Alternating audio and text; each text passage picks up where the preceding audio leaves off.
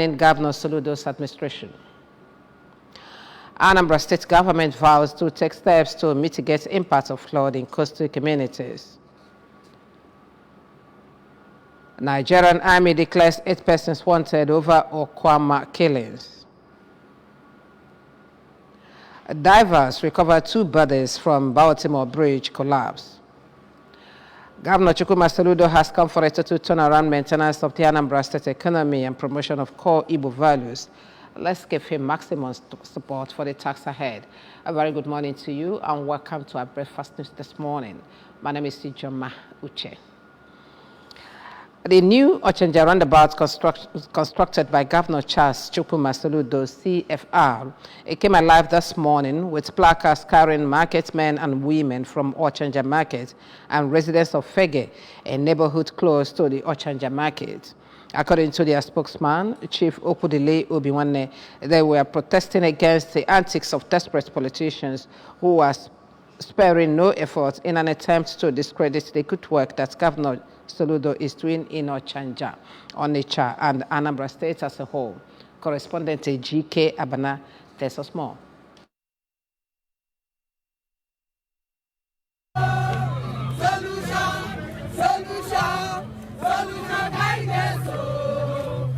Chief Obiwane said that as far as they are concerned, nothing is wrong with the road. He pointed out that the contractor was putting the initial layer of asphalt on the road when the very first major rain in Anambra fell, with the attendant flood unseating the hot asphalt that was yet to settle on the stone base and cement stabilization components that had earlier been compacted on the stretch of road. He stated that as far as they know, nothing happened to warrant the recriminations and campaign of calumny being carried against Soludo and his government.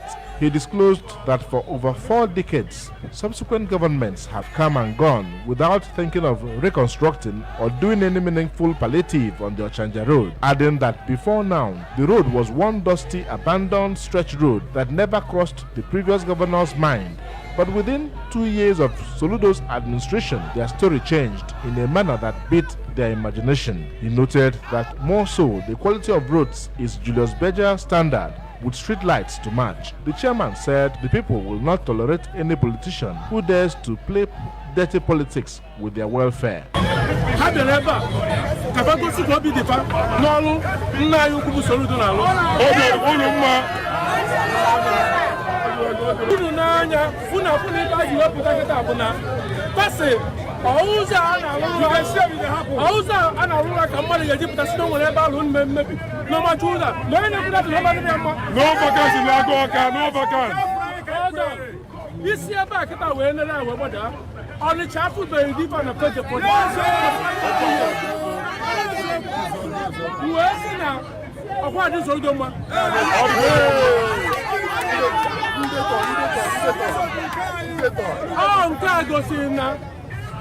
Soludo is solution.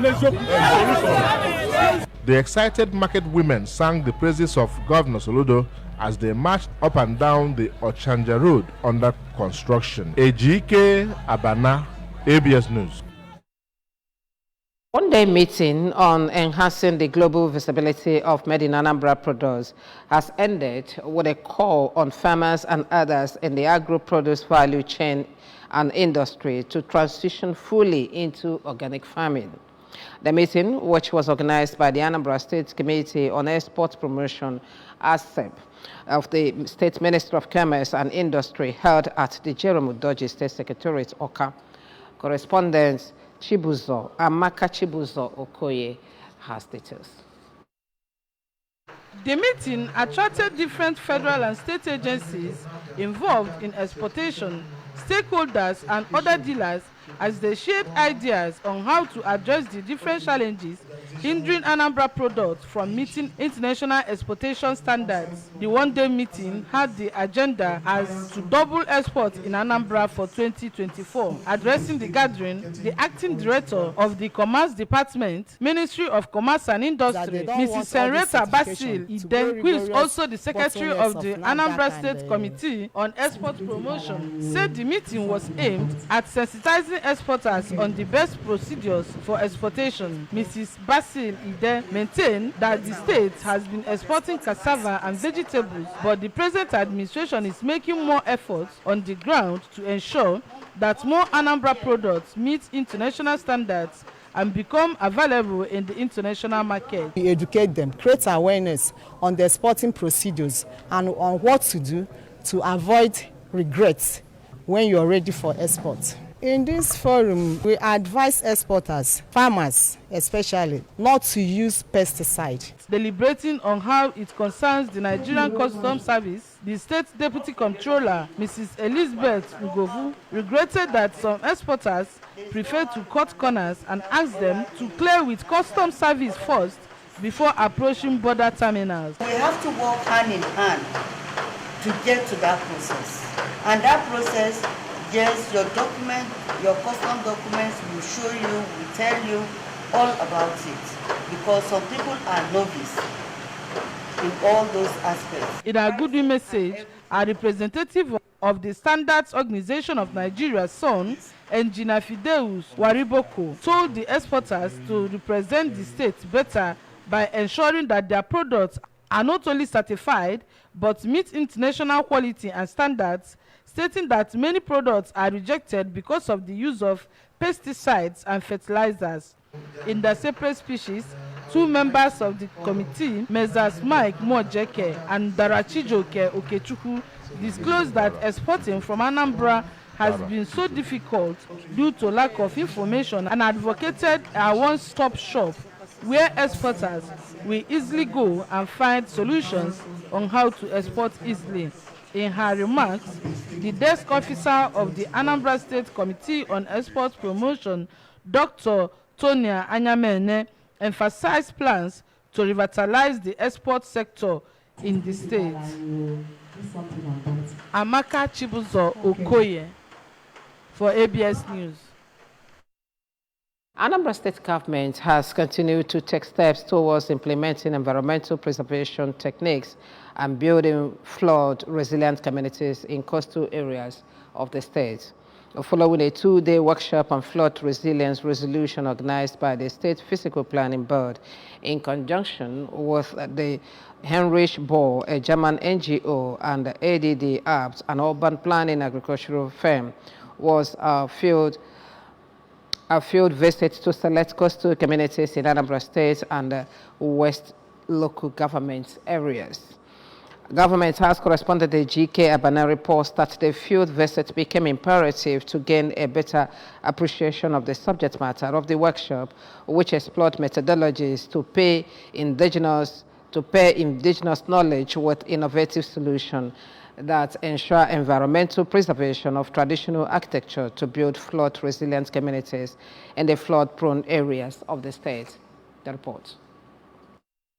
Communities visited include Umwezanam, Miatanam, Nzam, and Umueri. And the visit served as the beginning of the implementation of the resolutions from the workshop. Speaking on the essence of the visit, the chairman of Anambra State Physical Planning Board, Barrister Chike Maduekwe, explained that it is to fashion out ways to mitigate flooding in coastal communities in Anambra State to avoid flood disasters. Barrister Maduekwe continued that Governor Chukwuma Soludo's administration is deliberate about building a wholesome, livable, and prosperous state, which is why it is already collaborating with United Nations Development Partners, UNDP, to develop a flood-resilient plan for the state. Once the flood resilience plan is ready, then we will, through sensitization of the communities, teach them what to do, proactive measures to take to ensure that, like I keep saying, you substantially mitigate the negative impact of flooding. The traditional ruler of Umueri, Igwe Ben Emeka, stressed that anything that affects Anambra West affects the East, especially Umueri people in the riverbank, because the same river Mabala divides them. Just as the traditional ruler of Nzam, Igwe John Ogugwa, recalled that their forefathers saw and survived high-level flooding, which stopped with the construction of Kainji Dam until the recent climate changes, suggesting that government should help by building resilient structures across the coastal communities, though they may be expensive. Eve Nnaji of Adapt, a German urban planning and architectural firm, noted that they are experts in gathering environmental data, saying that part of their major aspiration is to build environmental consciousness and intelligence, pointing out that they have been able to pinpoint from the field visit that it is really about people's safety and not about pushing the flood away. The Commissioner for Local Government, Chieftaincy and Community Affairs, Mr. Tony Collins Nwabunwanne, who hails from Anambra West, described the initiative as laudable as it ties to Governor Soludo's urban regeneration agenda and harped on the need for proper education, especially for those who are yet to build houses. There is need for proper education, especially as for those who are yet to build a house, to start thinking of high-rise. You raise the foundation very well. Try to create what Mr. Governor called the urban regeneration, the roof floor, where you can have a relaxation place upstairs when you're building your houses.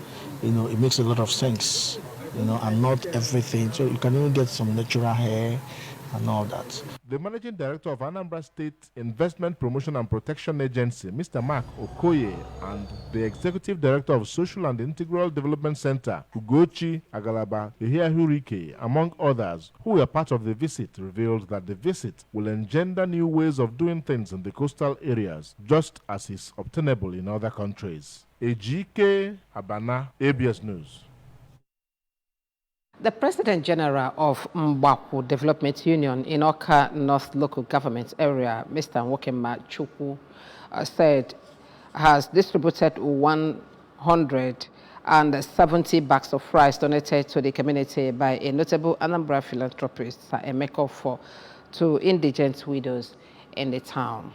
The 25-kilometer bags of rice was given to Mbaku community alongside all the 176,000 Anambra states by the philanthropist and the founder of Chrome Group, who hails from Orifite in Epusigo local government area of Anambra State, to mark his 65th birthday on 10th February 2024. Correspondent Emmanuel Okonkwo tells us more.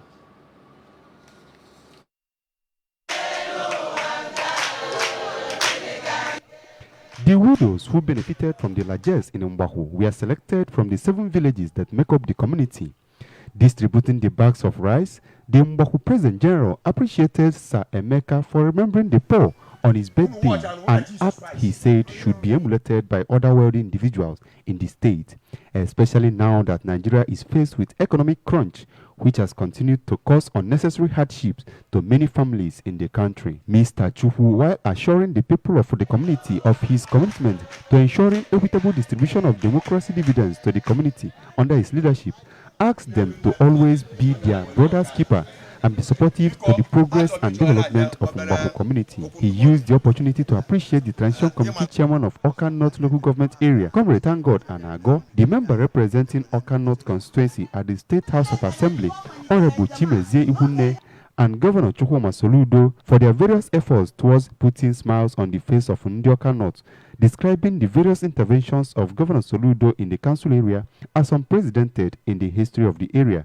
and assured him that the people of Mbaku community and Awka North in general will not forget him, but will continue to accord him all the necessary support his administration deserves.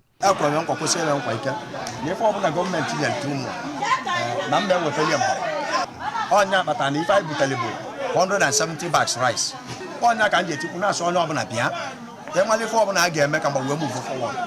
Na give ya with them the idea. Some of the widows who spoke to the ABS, including Mrs. Harriet Nonyelo, Mrs. Mabel John, both from Amezike village, and Mrs. Joy and Yemenem from Akamanato village, thanked Sir Emeka for identifying with them, especially now that the hardship is ravaging the country, and prayed that God will replenish him and add more years to his life, even as they thank the President General for representing them well and making sure that they receive the package like their counterparts in other parts of the state.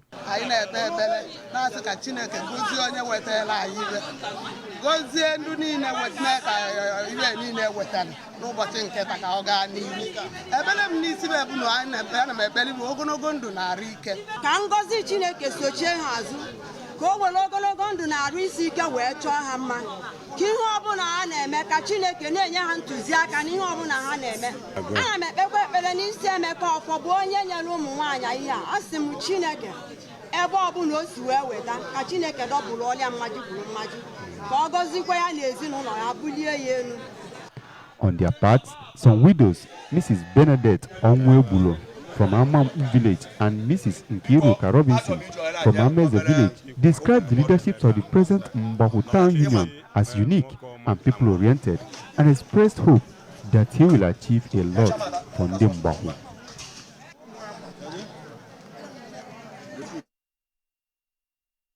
Heritage of people and their ability to preserve it are necessary to their uniqueness. This was re-emphasized when India Jali in Urumba North Castle area celebrated their EKG festival in a grand style at Otutu Oji Palace. Ajali, the festival, which is celebrated to herald the beginning of a new farming season in the community, saw different masquerades and even cultures of their neighboring communities on display. Our correspondent Amaka Chibuzo Okoye, there's us more.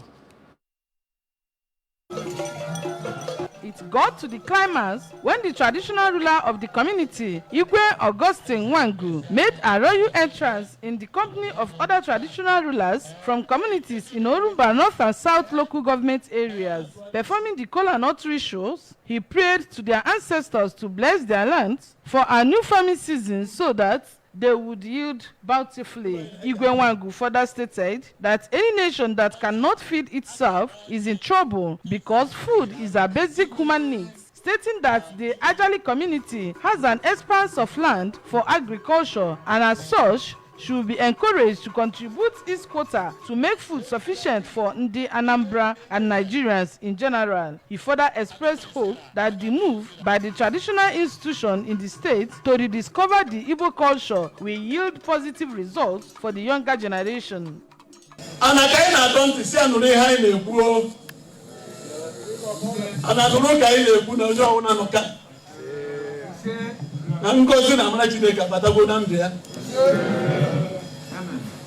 Ujari koko abasi ndị enyi na ọdị kwuru na mma o. Ana m na anya ebe ndị nne nọ. Ụmụ ada. Anụtụ adị na ọkpụ. Akwụkwọ m ndị Jeji America na ahụ nwa. Ajecha abata ihe jewa ahụ Canada. Jewe Great Britain. Kama Japan na ọsọ na dago eme kugbo.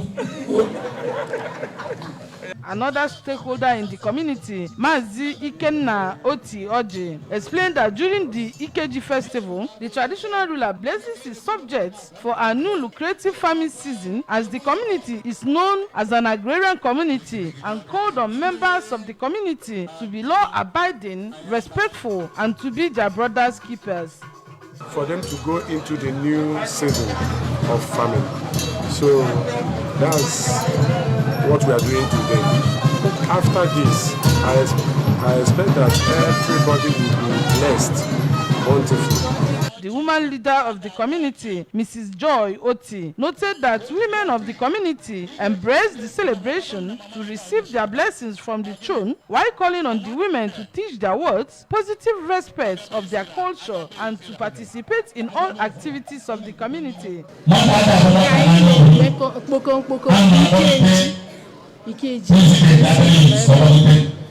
So tata onwe ihe a na-akpa eti emecha ikeji iko mmọnwụ tata so anyị ụmụ nwaanyị bịara ka anyị gbaa egwu otu anyị si agba egwu ma na-emecha oriri ka wee kpokọ ikeji anyị taa. Lending his voice, the youth leader of the community, Mr. Chijoke Unaka, asked the youth to shun all social vices that mar their future and embark on agriculture because it is lucrative and yields more dividends. From Ajali, Amaka Chibuzo Okoye, ABS News. The Nigerian Army has declared 8 persons wanted in connection with the killing of 17 soldiers in the Okuma community in Delta State. The Nigerian Army disclosed this on its official X account yesterday. The persons declared wanted include 7 men and 1 woman. They are Akevu Daniel Omotebono, Professor Ekpepo Ato, Andowe Dennis Bakiriki, Igoli Ebi, female, Akata Malawa David, Sinclair Oliki, Clement Ikolo Oyene Kuwe, and Ruben Baru. The suspected mastermind of the bloodbath, a militant leader, and his gang members who are currently on the run seem to have their operational stamping ground at Ibomaturu, a riverside community in the southern Ijo local government area of Bayelsa State. However, the Nigerian army, which has spread its dragnet for the fleeing suspects, went as far as Port Harcourt River State to pick up their 3 persons last Tuesday in connection with the killing of the soldiers. So far, the demanding search for the killers of the soldiers in the White Okwama has spread to the Greeks, hideouts, and the communities in Delta State, Bayelsa, and River State, and is likely to extend to other states in the Niger Delta and outside the region if need be, according to the sources. Many believe the killing of the soldiers was beyond the land dispute between Okwama and Okoloba and the Bomadi local government area, as insiders point to divergences on oil bunkering. The federal government has declared Friday, 29th March and Monday, 1st April as public holidays to mark the Good Friday and Easter Monday, respectively. The Minister of Interior, Olubunmi Tunji Ojo, made the declaration on behalf of the federal government, urging Christians and all Nigerians in general to emulate the sacrifice and love displayed by Jesus Christ in dying for the redemption of man. In a statement by the Permanent Secretary of the Ministry, Dr. Aisha Tugogo Ndayako, the minister said that Easter promotes values of love, forgiveness, and compassion, which are essential for social cohesion and harmony. He urged Christians to imbibe these virtues as they are capable of impacting positively on the socio-economic development in Nigeria by fostering unity, reducing conflicts, and encouraging cooperation among Nigerians. He further called on Nigerians to display acts of charity and generosity to help alleviate the material conditions of the less privileged amongst them. Bodies of 2 people have been recovered from a red pickup truck which was underwater where the Baltimore Bridge collapsed. 8 construction companies were on the bridge when a ship struck it, plunging them into the waters below. 2 of the workers were rescued on the day, but the search continues for the other 4, all presumed dead. Salvage crews are working to address hazardous materials, and accident investigators are on the scene. 4 of the 6 victims of the bridge collapse have been named so far at a news conference. The Maryland State Police identified Alejandro Hernandez Fontres, 35, and Dolian Ronald Castillo Cabrera, 26, as the 2 workers recovered by rivers from inside the truck. Mr. Fontes is originally from Mexico, and Mr. Cabrera is from Guatemala. Super Eagles defender Kenneth Omera has assured Nigerians that the players are determined to give their all for maximum points when the 2026 FIFA World Cup qualifiers resume in June. The Super Eagles team, after their friendly matches against Ghana and Mali in Marrakech, departed Morocco on Wednesday with most of the players flying back to their bases in Europe. After a disappointing loss of Mali on field, Captain Omera assured all that the players were determined to give their all for maximum points when the 2026 FIFA World Cup qualifiers resume in June. In the end, they took their chances and we failed to take ours. That's football. You just have to take the chances that come your way. Remember, you can follow news and programs on ABS from any part of the world by liking our Facebook page. Follow us at ABS Radio Television. Subscribe to our YouTube at youtube.com, ABS Television Oka, and on Instagram at ABS Radio TV. You can also log on to our website at www.absradio. Top stories once more. Onitsha residents has protested against the desperate politicians maligning Governor Soludo's administration. Anambra State government has vowed to take steps to mitigate impact of flood in coastal communities. Nigerian Army has declared 8 persons wanted over Okuma killings.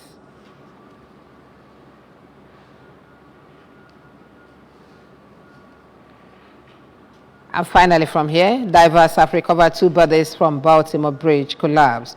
Remember that Governor Chukwuma Soludo has come for a total turnaround maintenance of Anambra State economy and promotion of core Igbo values. Let's give him maximum support for the task ahead. That's our breakfast news this morning. Thank you very much for watching. My name is Ichoma. Do have a good weekend and a blessed Easter 2024.